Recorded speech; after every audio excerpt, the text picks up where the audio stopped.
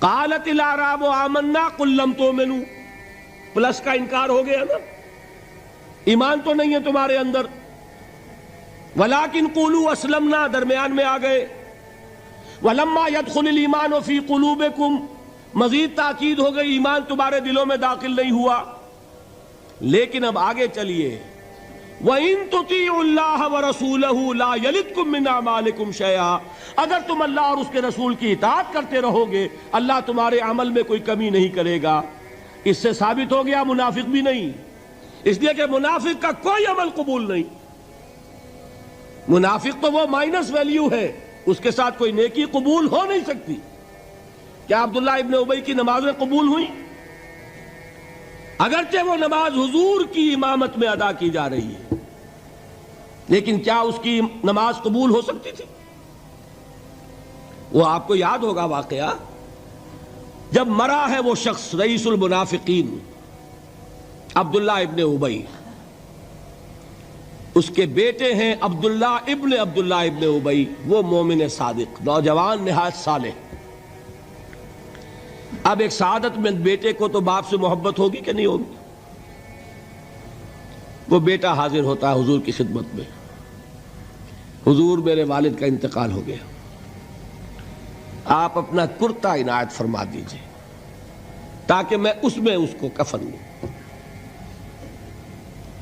حضور نے سوچا اور کرتا اتار کے دے دیا۔ حضرت عمر کھڑے ہو گئے، وہ تو تھے نا، ان کا جلال اور ضبط نہیں کر سکتے تھے، ان کا وہ انداز تھا جو حضرت موسیٰ کا تھا۔ حضرت خضر کو 3 دفعہ ٹوکا کہ نہیں، یہ کیا کیا تم نے؟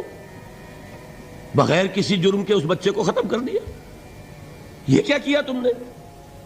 کشتی کو تم نے توڑ دیا، مارو گے ان کو جو اس کے اندر سوار ہیں، یہ کیا کیا؟ یہ دیوار سیدھی کر دی، یہ بدبخت انہوں نے ہمیں کھانے کو بھی نہیں دیا اور ان کی دیوار سیدھی کر رہے ہیں۔ تو حضرت موسیٰ علیہ السلام خاموش نہیں رہ سکتے تھے۔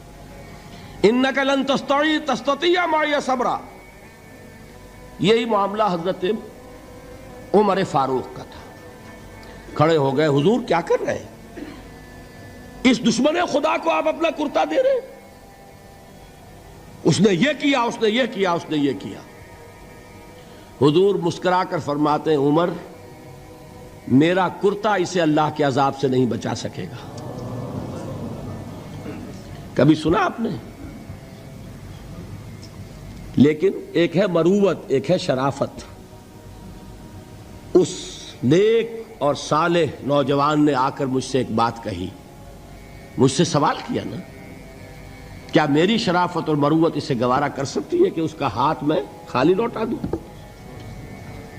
لیکن یہ نہیں کہ میرا کرتا اسے عذاب سے بچا لے گا۔ لیس للانسان الا ما سعی وان سعیہ سوف یری، نہیں ہے انسان کے لیے مگر وہی کچھ جس کے لیے اس نے محنت کی، بھاگ دوڑ کی، جو کمائی کی ہے وہی ملے گا، اور جو کمائی ہے وہ ضائع نہیں کی جائے گی، وہ دکھا دی جائے گی، یہ ہے تمہاری کمائی۔ تو انسان کا معاملہ تو عمل سے ہے نا۔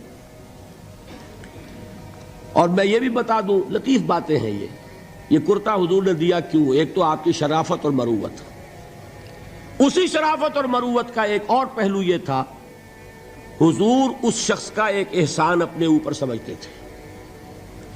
غزوہ بدر میں حضرت عباس حضور کے چچا کفار کی طرف سے آئے تھے، ایمان نہیں لائے تھے اس وقت تک، اور وہ اسیران بدر میں تھے۔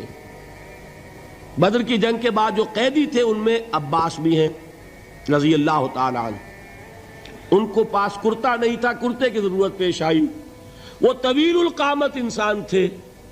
عبداللہ ابن ابی نے اس وقت کرتا دیا تھا عباس کو، اس کو محمد الرسول اللہ اپنے اوپر ایک احسان سمجھتے تھے کہ میرے چچا کو اس شخص نے ایک وقت میں کرتا دیا تھا۔ آج در حقیقت محمد الرسول اللہ صلی اللہ علیہ وسلم نے اپنے اس احسان کا بدلہ چکایا۔ بہرحال بات جو ہو رہی تھی اس کو سمجھیے، منافق اندر جو کچھ ہے وہ ہے اور اللہ جانتا ہے، اللہ کا رسول جانتا تھا لیکن اس نے اس کو چھپایا اور تاکید کر دی، جس کو بتایا بھی ایک صاحب حضرت حذیفہ ابن یمان، کچھ منافقوں کے نام بتا دیے تھے آپ نے یہ میں واقعہ آپ کو پورا سناؤں گا جبکہ نفاق پر گفتگو ہوگی، لیکن ساتھ ہی کہہ دیا تھا دیکھنا کسی کو بتانا نہیں، یہ میرا راز ہے تمہارے پاس۔ اب لوگ ان سے پوچھتے بھی تھے، وہ بتاتے نہیں تھے۔ ان کا نام پڑ گیا صاحب و سر نبی، یہ نبی کے رازدان ہیں، ان کے پاس نبی کا ایک راز ہے، وہ راز ہی رہا۔ میں بتاؤں گا کہ کس نے پوچھا تھا، وہ تب نفاق کی حقیقت سمجھ میں آئے گی۔ بہرحال یہ بات سمجھ لیں، قانوناً ایک شخص مسلمان ہے، حقیقت کے اعتبار سے اس کی تین شکلیں ہو سکتی ہیں، یا مثبت طور پر مومن اور ایمان کے درجات بے شمار ہوں گے، +1 سے لے کر +انفینٹی تک، یا منفی طور پر منافق، -1 سے لے کر اور -انفینٹی تک، اور درمیان میں ایک زیرو کا مقام بھی ہے، نہ منافق نہ مومن، بس وہ مسلمان ہے، وہ ہے جس کو فرمایا گیا ان تطیعوا اللہ ورسولہ۔ دیکھو ایمان تو تمہارے دلوں میں نہیں ہے، لیکن اگر تم اطاعت کرتے رہو گے اللہ کی اور اس کے رسول کی، اس حالت میں لا یلدکم من اعمالکم شیئا، اللہ تمہارے اعمال میں کوئی کمی نہیں کرے گا، اس کے اجر و ثواب سے تمہیں محروم نہیں رکھے گا۔